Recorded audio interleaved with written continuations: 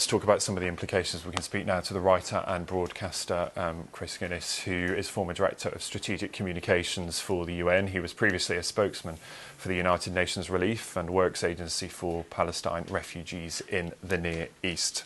Welcome to BBC News, Chris Gunness. I wonder, first of all, what you make of those comments from the Israeli Prime Minister saying we have gone to great lengths to prevent civilian casualties.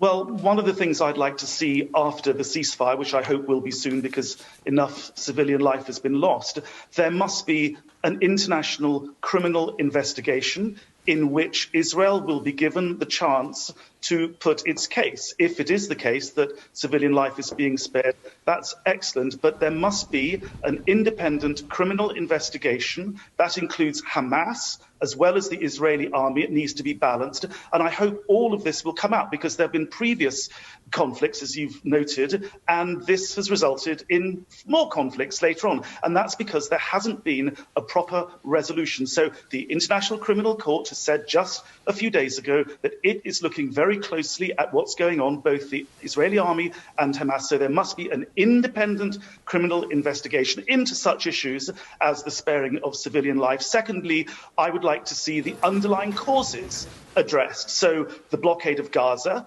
it's an illegal collective punishment, a grave breach of the Geneva Conventions, a war crime. That must be lifted because clearly that is a cause of deep grievance within Gaza.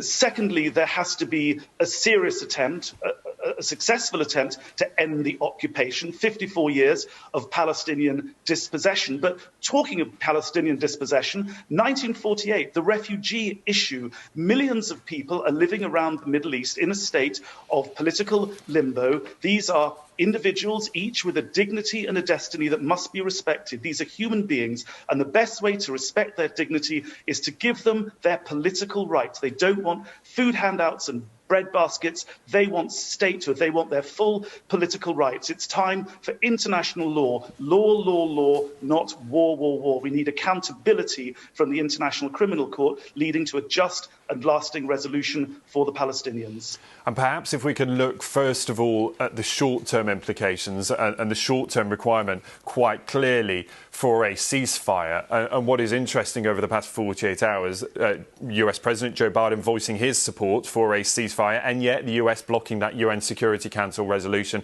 that statement calling for a cessation of violence. What do you make of that? Well, as ever, the United States is protecting its client state, Israel, in the United Nations Security Council. But that's not going to lead to peace. That is a recipe for more war. What we need is the UN fully engaged at the political level. So we need the political engagement of all the parties that are involved in Middle East peace. That includes the quartet.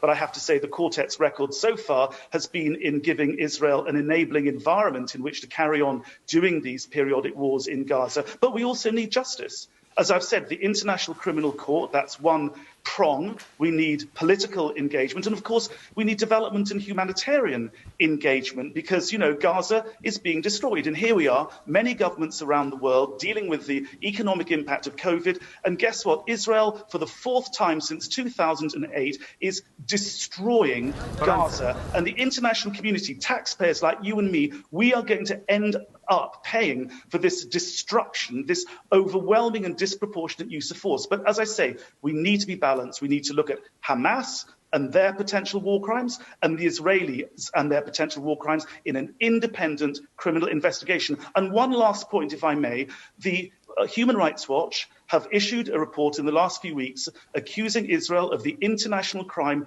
of apartheid. We've seen the families in Sheikh Jarrah having discriminatory policies used against them to ethnically cleanse them from their homes, their ancestral homes. We've seen neo-fascist, racist Jewish gangs lynching and attacking Palestinians. We've seen all the evidence, if ever it was needed, of apartheid in Israel. These gangs are being directed by neo-fascist politicians in the Israeli Knesset, the highest seat of political power in Israel. So the international crime of apartheid also needs to be investigated. It's on the books at the International Criminal Court. There's no reason on earth, bar politics, why that shouldn't happen. We need accountability. It's time for law, law, law. The Palestinians need their full rights. And by the way, the Palestinians in Israel are also crying out. We've seen the support coming from the Palestinians in the West Bank, the Palestinians within Israel proper, and the Palestinians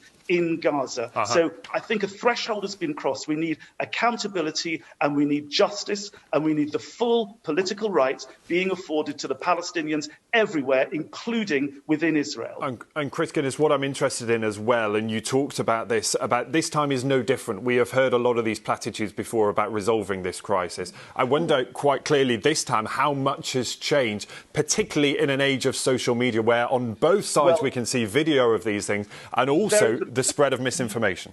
Look at Hong Kong, look at Myanmar. The people are crying out for justice. Generation Z in Palestine is no different from Generation Z in Myanmar, in Hong Kong. And what's different now is these social media images are going to the ICC. They're going to The Hague. International publics are saying to their government, enough is enough. You saw the marches last weekend across the world. There were marches in America. The Democratic Party, too, is increasingly split. The Jewish community in America, all over the world, is saying we will not stand for apartheid. We need to the decent, civilized people across the world have got to take this issue out of the hands of a few politicians blocking action in the Security Council, blocking political action in the EU. We need to see proper accountability. The Palestinians must be given justice and their full rights. Only that will lead to lasting peace in the Middle East. Chris Gunness, it's good to talk to you this morning on BBC News. Thank you. And within the next 15, 20 minutes or so, we will speak